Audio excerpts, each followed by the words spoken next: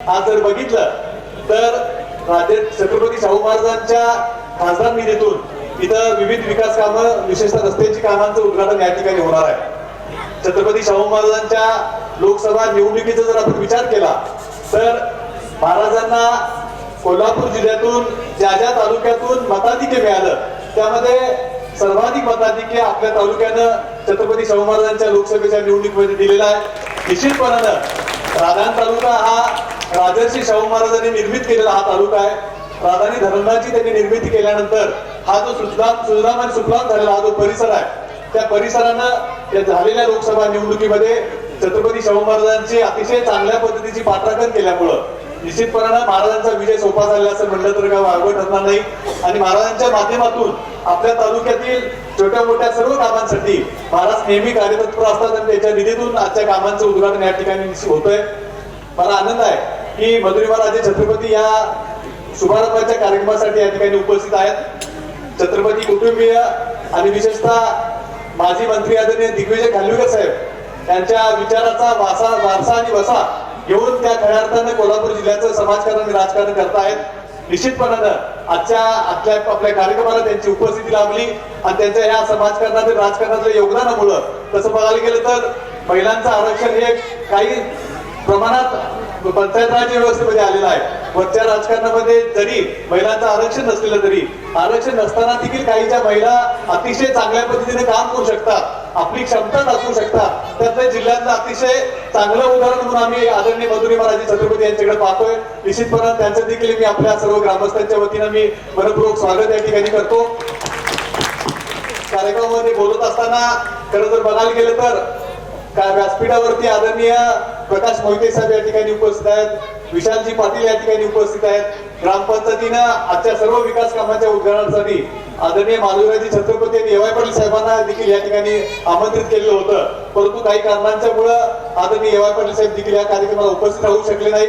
परंतु मला आवर्जून या सर्व नेते मंडळींना सांगायचं आहे की ज्या पद्धतीने आपल्या गावातील आपण जशा पद्धतीने आघाडी केलेला आहे, खरं बघायला गेलं तर कोल्हापूर जिल्हा परिषदेची निवडणूक आणि पंचायत समिती निवडणूक काही दिवसांच्यावर येऊन ठेपली असं म्हणलं तर काही चुकीचं होणार नाही।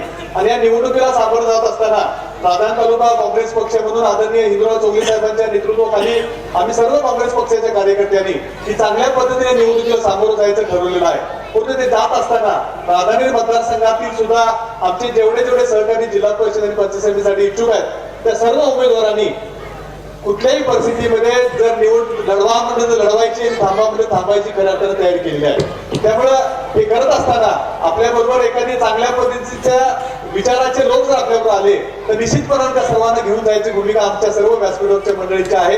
त्यामुळे आपण यावर देखील विशालजी पाटील आणि मोहिते साहेबांना मला विनंती करायची आहे की आपण एक तालुक्यात चांगल्या पद्धतीची आघाडी करून पुढे जायला काय हरकत नाही असं मला या कार्यक्रमात आपलं सुचवा असं वाटतंय।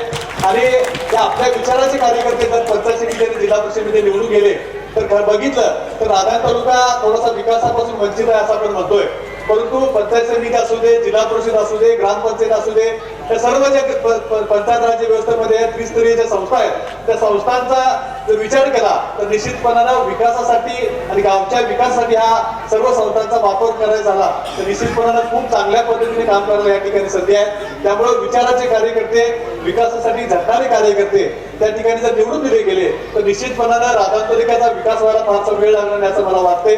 त्यामुळे निश्चितपणे आपण देखील या गोष्टीवरती विचार करावा अशा पद्धतीचं आव्हान या कार्यक्रम प्रसंगी मी आपल्याला करतो।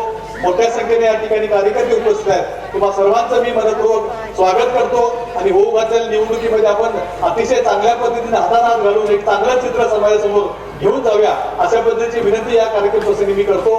पिरळ गावचे ग्रामस्थ या ठिकाणी मोठ्या संख्येने उपस्थित आहेत। मला आदरणीय मधुरिमाराजे छत्रपती साहेबांना आवर्जून सांगायचं आहे की पिरळ हे आमचं मूळ गाव आहे। या गावामधून आमचे पूर्वज खऱ्या अर्थानं राधानगरीच्या बाजारपेठेमध्ये गेले आणि 2-3 पिढ्या झाल्या आम्ही या गावाशी आम्ही हे मूळ गाव असल्यामुळे आम्ही निश्चितपणे जोडलं गेलेलो आहे। आणि प्रत्येक निवडणुकीच्या वेळी, प्रत्येक प्रसंगाच्या वेळी या ग्रामस्थांनी आम्ही आणि आमच्या बरोबर काम करणाऱ्या सर्व सरकारी कार्यकर्त्यांना पाठराखण करण्याचं काम निश्चितपणानं केलेलं आहे। निश्चितपणानं पिरळच्या सर्व ग्रामस्थांचं मी या कार्यक्रमाच्या निमित्तानं मी मनपूर्वक स्वागत करतो, आभार व्यक्त करतो आणि अतिशय चांगला देखणा कार्यक्रम या ठिकाणी आदरणीय पिरळच्या सर्व ग्रामस्थांनी, संदीप पाटील साहेबांच्यावर प्रेम करणाऱ्या सर्व कार्यकर्त्यांनी, विशालजी पाटील यांच्याबरोबर काम करणाऱ्या सर्व कार्यकर्त्यांनी या ठिकाणी संपन्न केला.